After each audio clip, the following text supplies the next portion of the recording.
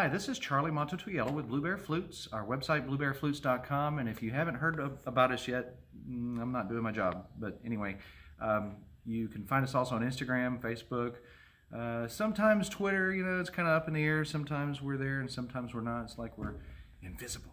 But anyway, today's video is on making a flute from a very unique material that I've been thinking about for the longest time. And another friend of mine, Glenn, had donated this piece of carbon fiber tubing to me to make said video because he thought it would be a really cool idea as well. So basically I have a piece of carbon fiber tubing that is, let's see how long this is, because I know all of you are dying to know. I've never measured it myself. I'm just going to make a flute out of it. I mean, what do I care? It's 39 3/8 of an inch. I mean, how specific could you possibly need a piece of carbon fiber that size? It'd make a good whacking stick, I'm thinking, but you guys don't even know what a whacking stick is. It's to whack somebody. But anyway, so about 40 inches long, which means I'm going to make a flute about 19 inches, give or take, and I'm just going to get right into it. One of our favorite YouTubers and buddies says that kind of thing all the time. So I'm just going to mark this for like 19 inches, and let's see what happens, you know. You guys are all thinking, well, what kind of flute are you going to make? What size is it going to be? What key is it going to be in? Who cares? That's all here and there. So the first thing I'm going to do is probably cut this so that we can have a flute in hand. The more it starts looking like a flute, I feel like the more it becomes one eventually. So that's what I'm going to do, is go cut this off, and then you will see me right back here.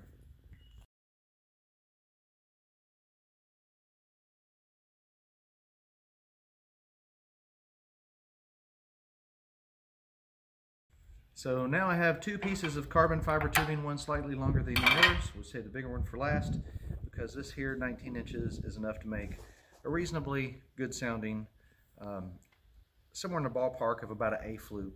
So I am debating over whether or not to let you guys see my flute making magic, or if I should just pretend like I need a guide to write this stuff down. I'm going to put a dot somewhere around. See, I wonder if I should size it based on how big. There we go. That's about it. So I'm going to put a dot right here. I always draw the sound hole first. I don't know why. It's like it's the most important part or something. Anyway, and from there, I'm going to come down just a little ways. I am not even going to use a guide. Any of you who are seeing this video for the first time, seeing one of our videos, I have all kinds of measurements for flutes to make sure that they play properly and are in tune and do this, that, and the other the way they should, that I've designed. You can find them in my book, The Art of Native American Flute Making. You know what? I think this one needs to come down just a pinch. I bet this stuff wipes right. Oh gosh, it does wipe right off, doesn't it? So, and then let's bring this one down just a little bit. That looks like about an A flute, doesn't it? And we're probably going to wind up cutting it off. If I'm guessing, probably somewhere around here. I'm going to draw that line just to see if I'm right. That might be just a touch flat. But that's what I'm going to do. So we're going to put our holes, holes, holes, and two more of those. Let's raise this one up just a little bit. There we go. And I think I'm going to go ahead and drill them all out with a probably a 3/16 drill bit, just to make sure I got it right. And then after that I might use a really fresh, sharp 1/4 inch. And I promised myself also that I wasn't going to burn this thing, but I might have to use some burning techniques like I do with making wood flutes.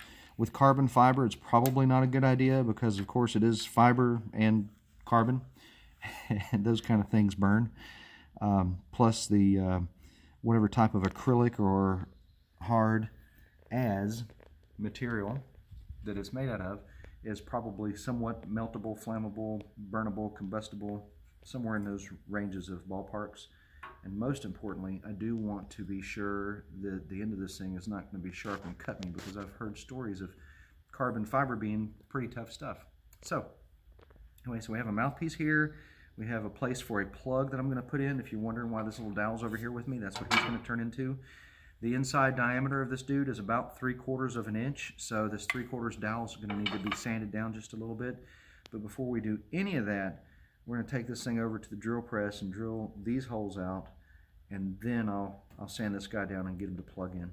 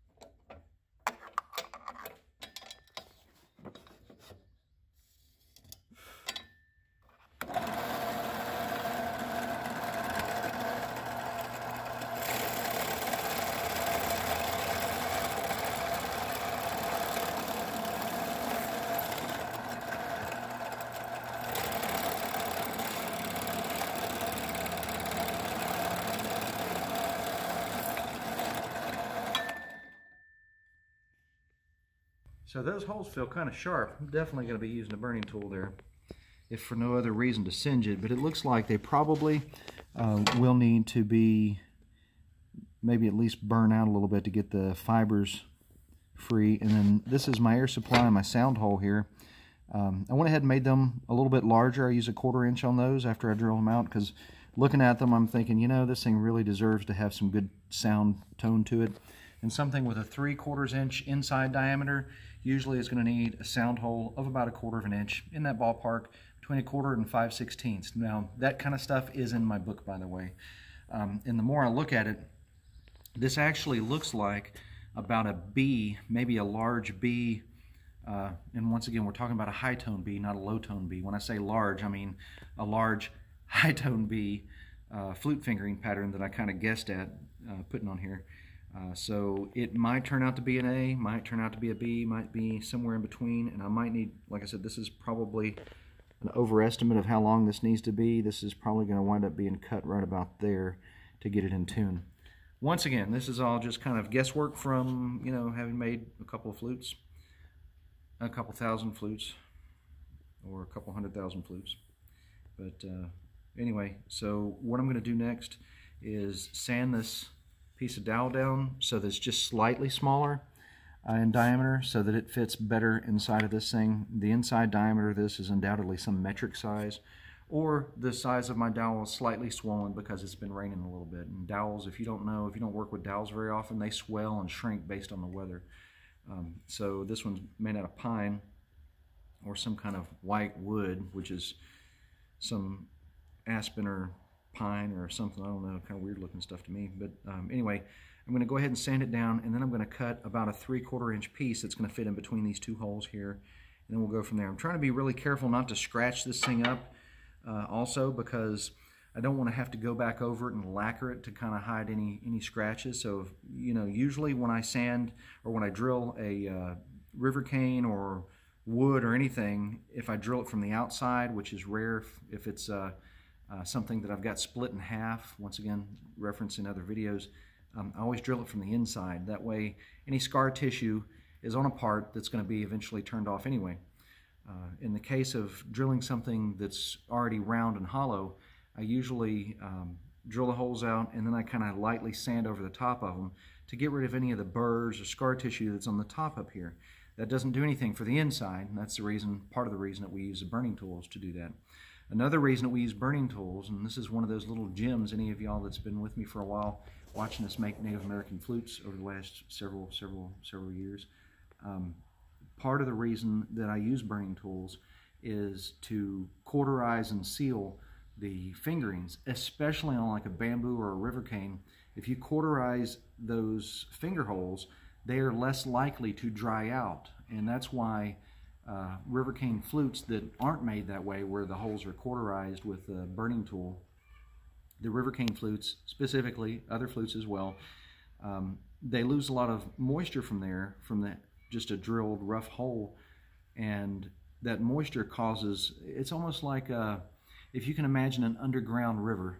This is the surface area, and down underneath of it here in the material is the underground area, and there's pores that run throughout, and if you drill stuff in a straight line, you're like diverting that river. You're making it go in a straight line too, and that river is basically moisture and the air that's sucking it out through those uncauterized, unfinished holes, and eventually that's why most of your river cane or bamboo or whatever type of hollow material that you use, flutes, wind up cracking in that area because it sucks some moisture out of those particular areas.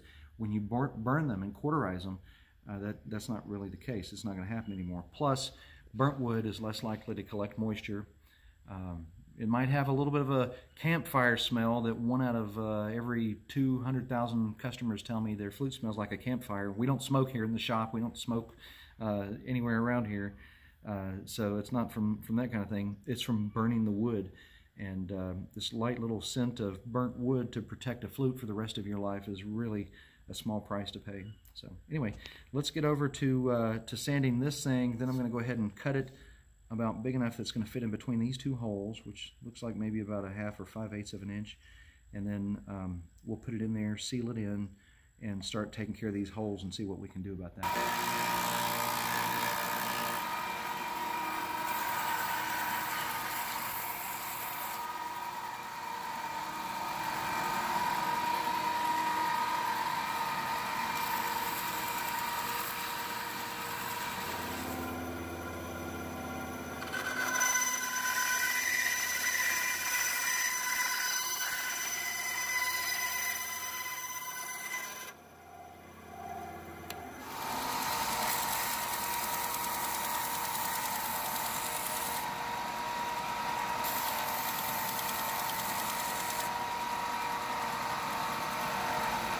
Okay, so here we go. I have a little plug that I cut out. That's about 1/2 inch to 5/8. I sanded a little bit so that it's a little flat, which is kind of a good thing. And I also, when I was sanding it, you notice everything almost always sands on a taper. If you're hand sanding, it always sands at an angle, and it's just because of natural posture and ergonomics and how you are working on what it is that you're doing and whatever. It's just what happens anyway. So when I forced it in there, I don't know if you can see it, but there's a little line where I checked to see how tight it was, and I didn't force it all the way because I wanted it to be a little tight, which hopefully does not bite me in the butt.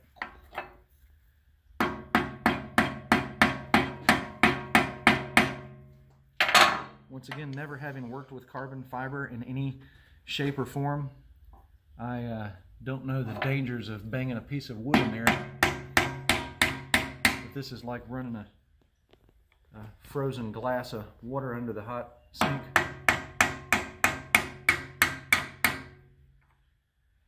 Hopefully it doesn't explode. You would think it's pretty tough. It shouldn't, right? So I'm just going to keep on banging. Have to be getting there sometime. Sounds like it's in there. I'll tell you what I'm going to do. Let's check that. Is about as deep as it's going to go. And we got about that far to go.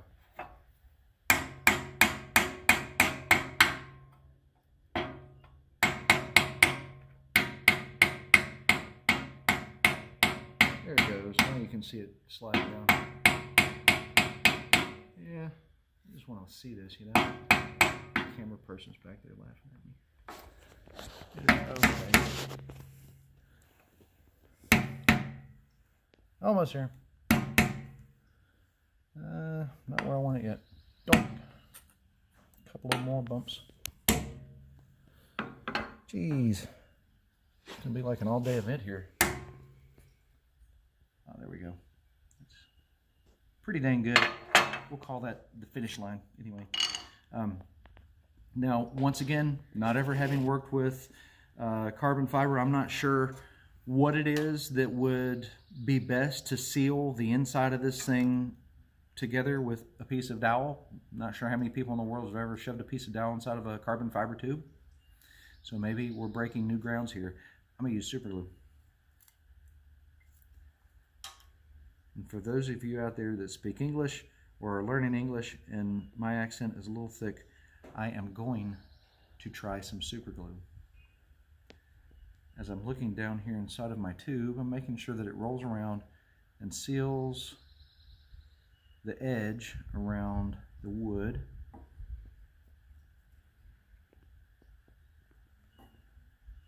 I think that's pretty good. Anyway, so the next thing I need to do is auger this down flat. Now, I had debated over whether that was a good idea or not, and I feel like what's going to happen is it's going to throw some fibers up all over the place, and it's going to be a little hairy jungle sitting on top of that, which is okay. You know, that's not a problem. That's not much unlike the reaction that we get from wood, except for with wood it's not as obvious because the fibers are not as fine as they are with this carbon fiber filament that they use.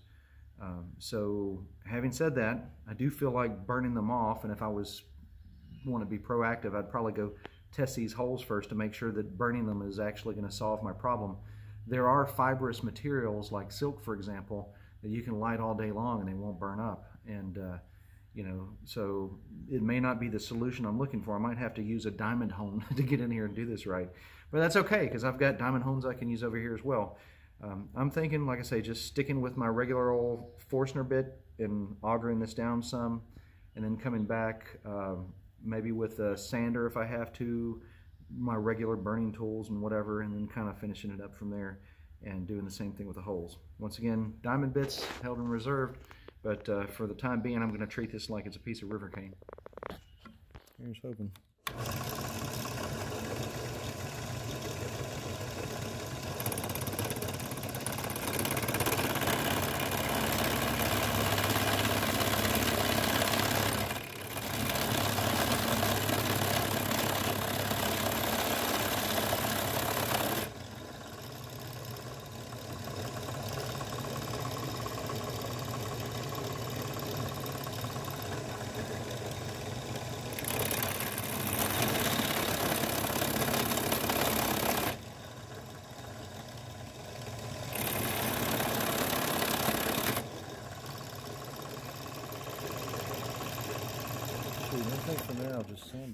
Okay, so if you've noticed, there's a little bit of sawdust around our shop, and you'd be surprised where that comes from, because most of the time people that make videos are working inside of a clean shop, which that kind of surprises me, because to me that means that they're probably not producing anything. But for myself, oops, super glue leaked up. Anyway, for myself, this messy shop is actually, I guess, kind of a tribute to our daily life in this place, because as we're making flutes on a regular basis here, the pieces that aren't flutes, as they say, are laying all over the place. So we do clean it on a regular basis, but there is no level of cleaning that's going to solve this problem. We do have dust collectors, not just one, that are running while we're in here, which are great. They don't solve all this problem. We do have a new dust collector we're about to hook up. Hopefully it helps to solve some of the problem, which I'm very positive about, but not necessarily convinced that that's going to be the end game. Anyway, I'm going to sand this area down. And by the way, this turned out slick as glass here. Aside from where my super glue just landed, this is just incredibly smooth. I did not expect it after seeing the holes drilled inside and their fibrous wake that they left behind, to see this here be just such a, I mean, incredibly smooth area here. It almost makes me want to sand it, except for the fact that it would probably dull the look of the carbon fiber on the outside, which is kind of cool. So I'm just going to sand this down a bit, wearing some goggles so that I don't get this stuff in my eyes. No telling what you could do if you hurt yourself like that.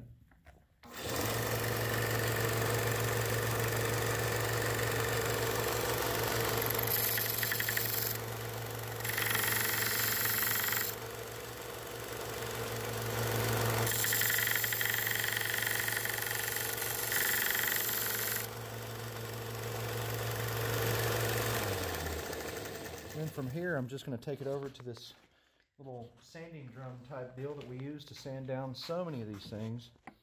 See if you can see any of this.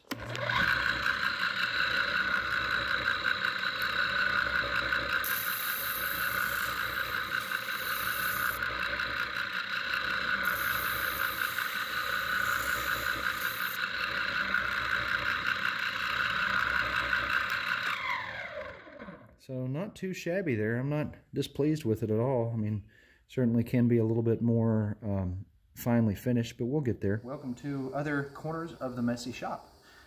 When I say messy, I'm telling you, there is some type of sawdust floating around on a regular basis. When all the face masks disappeared off the shelf, you can imagine how difficult that made a lot of our job, because we were trying to find masks because we wear them while we're in the shop in here. That having been said, we found good solutions here and there, and different solutions, and once again, you know, after taking about 20 flutes off of this table, we just decided to leave the mess there so that you can see we really do make some flutes. This isn't left over from 2 years ago. This is from last week. Maybe I say last week. This is really last weekend and yesterday for what day we're at here. This is a little pocket drum while we're waiting for this thing to heat up.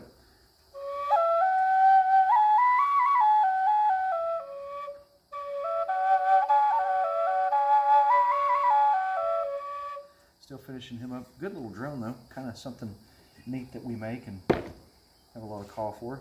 I think I may take one of these rags here so that I don't cut myself on this stuff. Like I say, it looks really sharp. It sounds sharp. It sounds like one of those sword fighting movies where they're going shing, shing. While this rod's heating up, as I'm about to use it, blow the sawdust out of that one. I am going to heat up my flattening tool. We keep them in a cold bucket of water to chill them and to cool them off, because if we switched between the 15 or so different tools that we use from one to the next, this thing here would be scalding hot laying somewhere. That's where we're at. You can see the water kind of dry up on this. Pretty neat. And after it dries up, it starts going ping, ping, ping, ping, ping, ping. There it goes. Anyway, I'm not going to use this too hot, and everybody wish me luck. Is something supposed to happen? Well, it feels less sharp, if that's a positive thing. I may wind up finishing this piece here with some sandpaper, and once again, as I previously mentioned, I might have to use a diamond hone or a diamond Dremel tool to get this stuff going, because I am not seeing any effect from using a burning tool on it. Let's try a bigger hole and see if maybe this guy here is getting hotter. Usually it starts glowing red whenever we have it hot enough to use. You'll see the tip of it start and it kind of goes back. So this thing here is getting hot. It's starting to glow a little bit. Let's see what happens when I put it in here. See a little bit of smoke. I see some hardly cauterized materials. We're talking, this is some incredibly hard stuff. I might have to break out the diamond bits, is what it's looking like. Let's try one more hole first. I mean, it did part the fibers a little bit, but I won't say that it burnt them at all.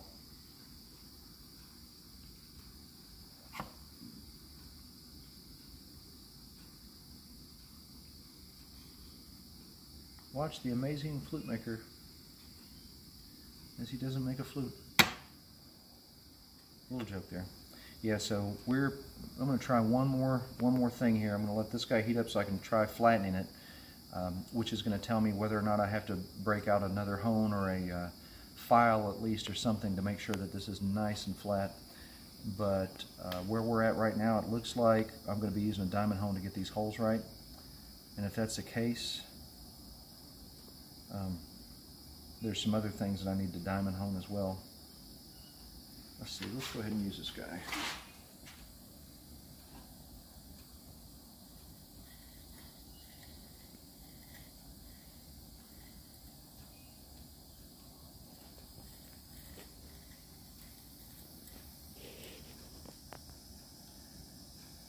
Oh, now the fibers want to stand up. It's quite underwhelming. Anyway, what I think I'm going to wind up doing is making a small sanding block to come up here and sand this down. Don't want to breathe those fibers in.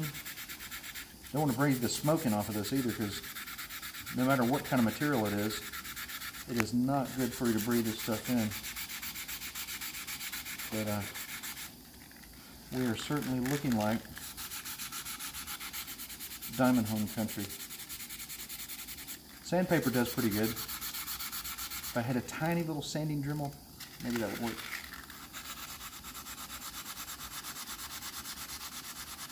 This does look good on here. This is looks like it's affecting it quite a bit, which is a good thing.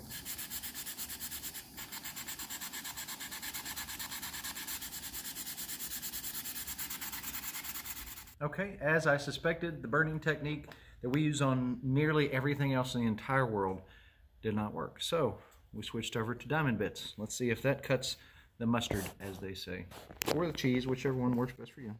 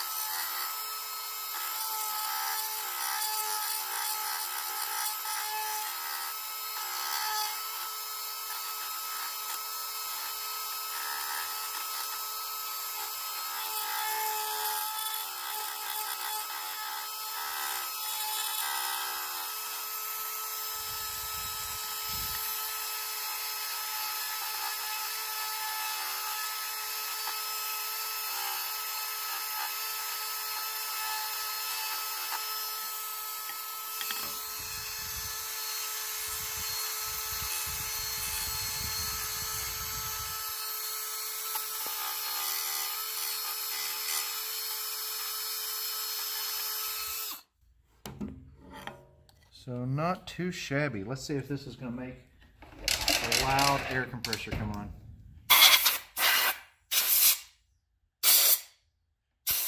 It'll probably come on in the middle of my speech. They're thinking, oh no, a speech. And after sanding this guy, it turned out pretty good, so I'm not unhappy with that at all. One thing that I can think of doing is possibly putting a little bit of super glue around the edges, which is what I do when I burn anyway, especially if something gets a little on the thin side or what have you. The super glue helps to solidify things, and if I were to do that and then go back with my burning tool, it would just zap those right off, which would be kind of cool. But if you look at the holes in the fingerings here, it did a pretty good job of cleaning those up. Some I might go back over just a little bit. You could probably tell some of them were giving me just a little bit of trouble. But I'm not unhappy with that at all. What would be ideal is if I were using a, let's see here, like a larger diamond taper.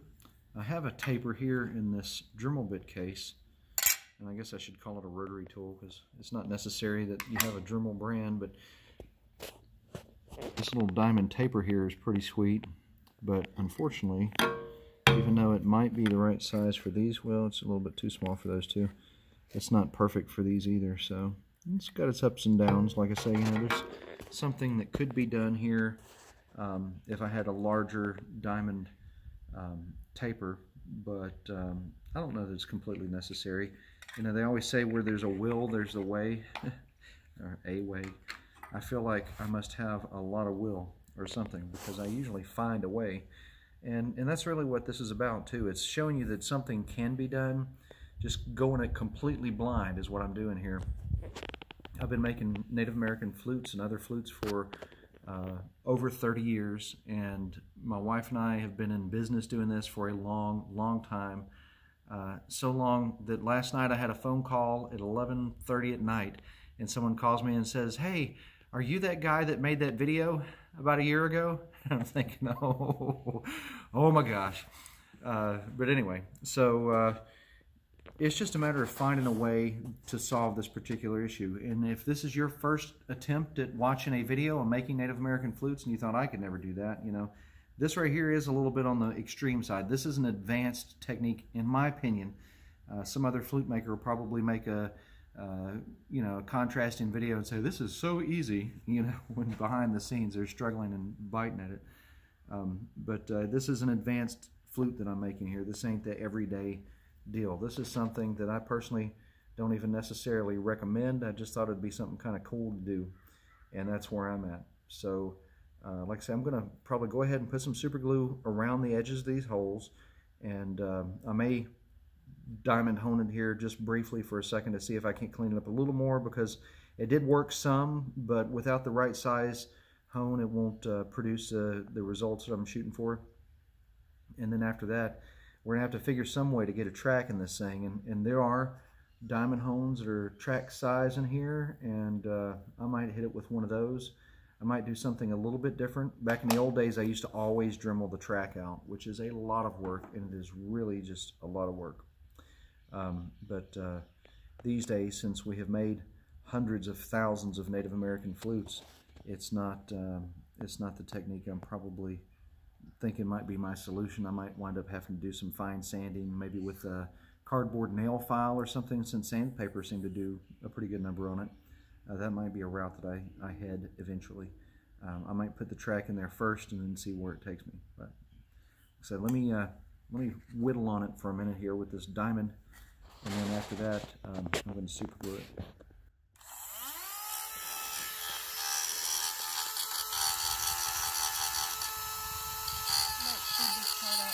I thought so.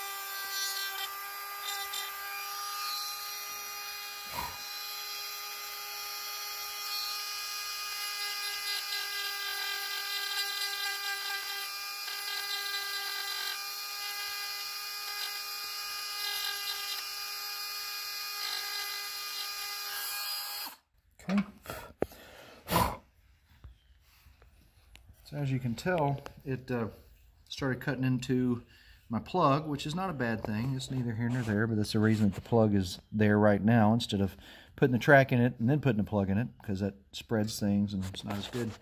I'm just going to grab a piece of really good sandpaper here and square up the end of it and see if I can't sand this, because like I said, I've had such a good experience. When I say square up the end of the sandpaper, it's actually, I'm going to do that number right there, which gives us something of a square edge. If I can keep it in hand. Yeah, let's see.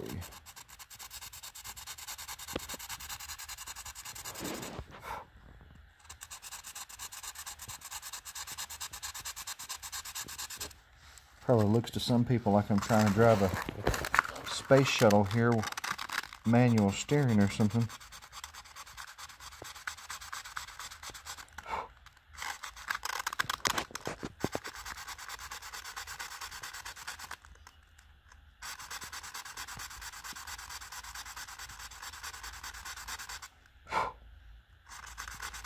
Actually looking pretty good there. Turn it back around.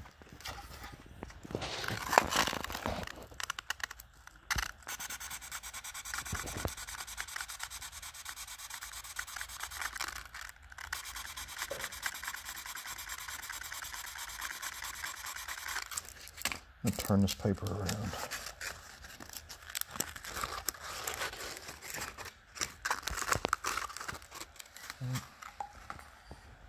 Set this down for just a minute.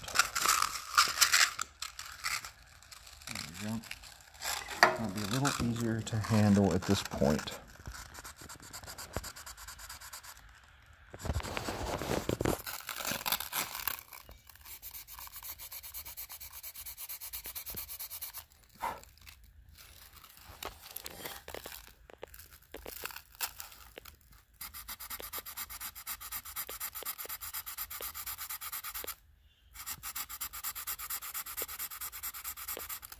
Now I have a theory about this carbon fiber. The stuff is so tense that I think it won't require a great deal of air to play it. So I may not want to make my track too deep. That may distract from the tone quality that it has the ability of putting out. It is squaring up nice though. When I say squaring up nice here, let me grab one of these bits to show you. You really need the edge of your sound, your track here going into the sound hole. You need that edge to be nice and straight. This little diamond home does a pretty good job of that too. Needs to be nice and straight. Needs to have something of like a lip on the side of it there, to ensure that the air travels properly.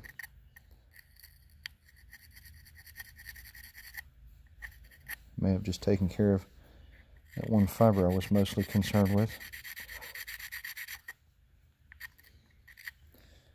Maybe I should just grab one of my files and see if that's going to do the trick for me, because it looks like sanding it may be a way to go. So I grabbed a file and went ahead and got me a block for this one so I can get them finished. And I've started filing a little bit here, which seems to work pretty good, but it is still something of a slow process. I'm probably going to have to go back to the Dremel again for a few moments to try to get this track a little bit more defined.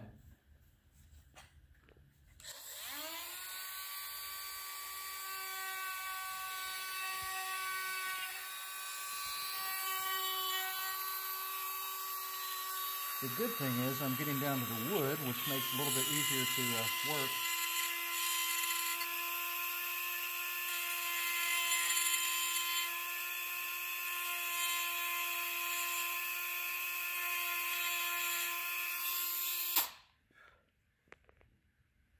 And then I'm going to need to open this air supply hole up a little bit because it's not quite big enough. It doesn't let enough air to flow. This way.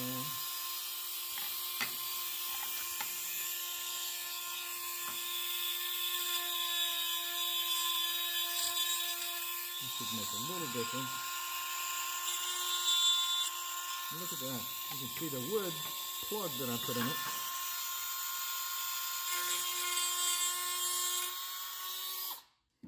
Put that noisy thing down for a moment.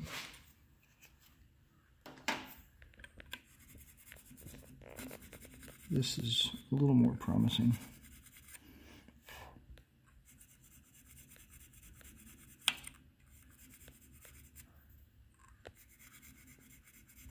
It's going to take me just a moment.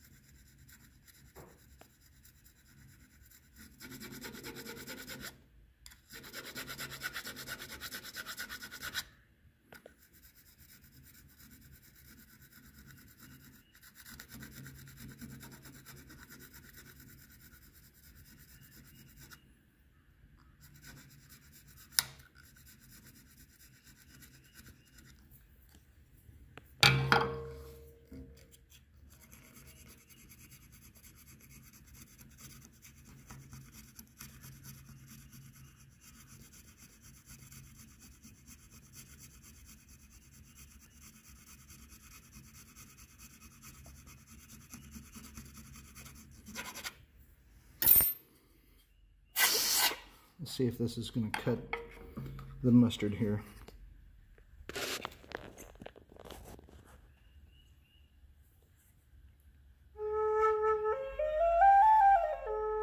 Sounds like I predicted it right about the bottom needing to be cut off around there. At least it makes a sound, right? So we're on the right track. I think I'll take this over and cut that off. I might sand this just a tiny bit with my sandpaper to try to get some flatness into it.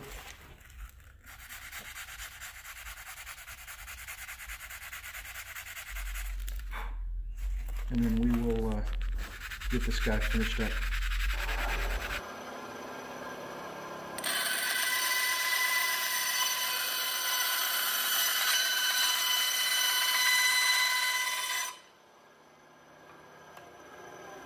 So in addition to filing it, I went ahead and burnt it just a tiny bit because you know I use fire on just about everything. And when I fired it, it made the wood block a little bit easier to, I see something down there I'm going to have to take care of. There it goes. Anyway, it made the wood block a little bit easier to file. So combination of burning, filing, and then I burnt and filed it again. It gave me a nice smooth track on top of a wood block where filing is really what it took to get these edges of the track there. Of course, you could put those in there before you even put the plug in, and that would guarantee you gave you the opportunity to file down and get down inside of here and file the edges of this track however you like. But doing it this way gave it a little more structural integrity. I will tell you that if you did this in PVC, which I've got videos, of course, on making flutes out of PVC, or any kind of hollow material, other than carbon fiber, okay, I think I said it right. Other than carbon fiber, the other materials may expand a little bit when you push a plug in there without having this wall in place. So keep that in mind, especially if you're making out of natural materials like a corn stalk or sunflower stalk. We've made videos like that, and this dowel needs to be a lot easier to push in there compared with the carbon fiber, which is so tense and just really tensile strength of this is one thing, but the tension of the material itself is such that it would have been able to withstand. Although, I don't know if any of you know the philosophy behind cracking rocks or big logs or any of that kind of nature, but you can actually crack a rock with a piece of wood if you start with a small hole and then push it through and then wet the wood. It'll expand and crack the rock right in half.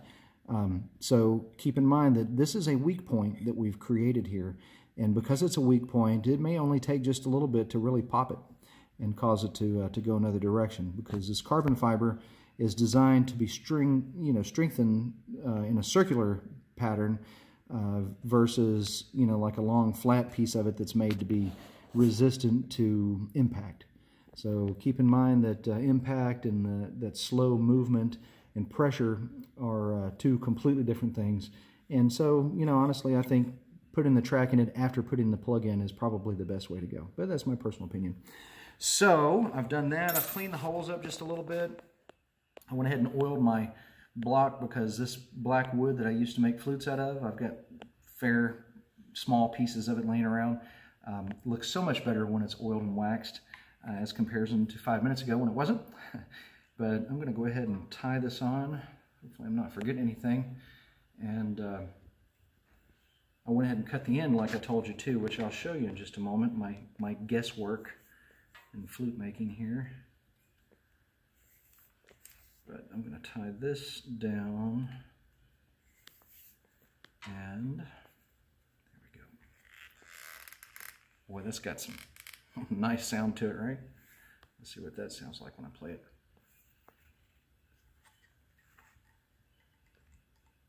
That's really, really a tense piece of material there. And I just put even more pressure with the leather. I have to cut this off in a moment. No hurry though.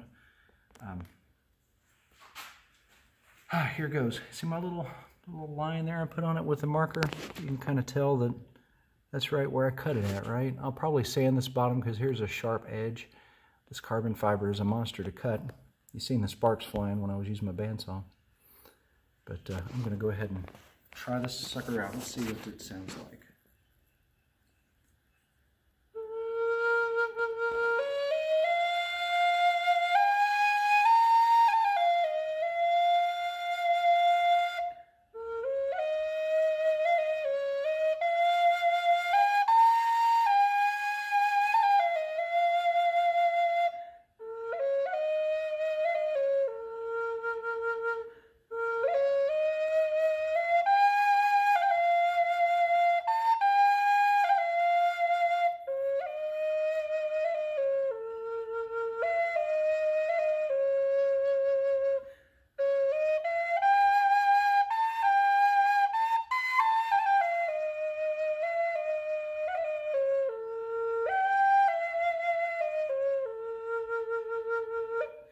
A neat sounding piece of material to make a flute out of, to say the least. And you know, it did take a little bit of work. Once again, I didn't research carbon fiber, or even if it's safe to put this against my mouth, which I know there's going to be 1,000 people telling me it's not, and some people saying it doesn't matter. I'm not going to play this thing every day, so, or at least I may not play it every day. But being that it is made of a material that people use for so many different things, you know, I imagine that there's probably yays and nays about it, just as there are for sugar and for, back in the old days, they used to say, don't eat eggs, they're bad for you. And now it's eggs are okay. And then it was don't drink milk, milk's bad for you. And now milk's okay. Which one is it? I guess it depends on the carbon fiber industry and how much they want to promote their product. Then they'll be like 10 years, it's okay if you use carbon fiber for your household water supply. But for right now, it did turn out to be a really great flute. Something that I enjoyed making, something I like to hear, obviously, too. It's got a great tone, and I'm sure it's probably close to the tone of maybe a B or a B flat, or somewhere in the A-B range anyway. And like I said, with this cut off of it, it's going to look pretty sharp. I chose the contrast of the material versus the block and the leather kind of and not told you, but it's just like natural habit, I guess. But I wanted to get something that kind of showed it off. Like I say, other than sanding the bottom of this so that it's smooth, I think it's pretty well done. Otherwise, too, if I had made a square sound hole here instead of a round one, you would have noticed a different tonal quality. The square sound holes produce one tonal quality versus the round ones make a slightly different one. Square sound holes have a potential to become a little bit louder, especially before jumping octave, but just louder in general, simply because of the surface area of a square sound hole, or at least the edge of it, the splitting edge or knife edge as I call it, of the sound hole, if it was square. The rest of it doesn't really matter as much. I mean, yay and nay, but it does matter if the edge of it's square there that blows against, because it's either utilizing the air to create sound perfectly, or it's utilizing some of it in one way and some of it in another. But some people like the old school sound of flutes with round sound holes. Anyway, I hope this video has found you all well and that you found good use in it, interesting if nothing else, to make a Native American flute out of modern, incredibly modern materials. We've got videos on making them out of natural materials. Now you've got this one. I hope you all are doing well. Please remember to subscribe and like this video if you did like it, and if you didn't like it, you can click any of the other buttons too. They all count about the same. I hope that you make a positive comment, and I hope that it's made a positive impact on your life. We appreciate you very much for watching, and thank you so much again. My name is Charlie Mato-Toyela, signing out for Blue Bear Flutes and bluebearflutes.com. We'll see you again here really soon. Take care.